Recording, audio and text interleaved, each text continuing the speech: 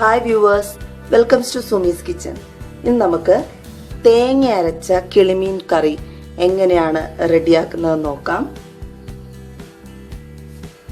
ചട്ടി ചൂടായിട്ടുണ്ട്. നമുക്കതിലേക്ക് ഒരു 3 ടീസ്പൂൺ വെളിച്ചെണ്ണ ഒഴിച്ചു കൊടുക്കാം.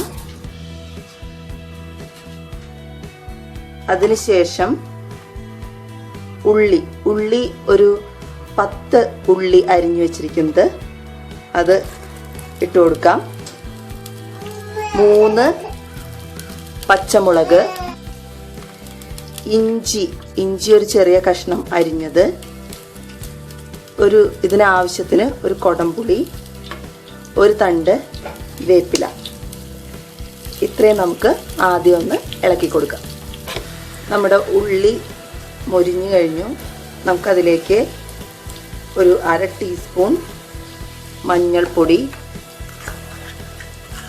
1/2 ടീസ്പൂൺ മുളക് പൊടി ചേർത്തിളക്കാം. ഇനി നമുക്കതിലേക്ക് നമ്മൾ അരച്ചു വെച്ചിരിക്കുന്ന തേങ്ങ ചേർക്കാം. ഇത് കുറച്ച് തേങ്ങയാണ് നമ്മൾ ഉപയോഗിച്ചിട്ടുള്ളൂ. അതിൽ ഒരു നുള്ള് മഞ്ഞൾപ്പൊടിയും ഒരു നുള്ള് മുളക് പൊടിയും ചേർത്താണ് അരച്ചത്. നമുക്ക് ഉപ്പ് ആവശ്യത്തിന് ചേർത്ത് കൊടുക്കാം.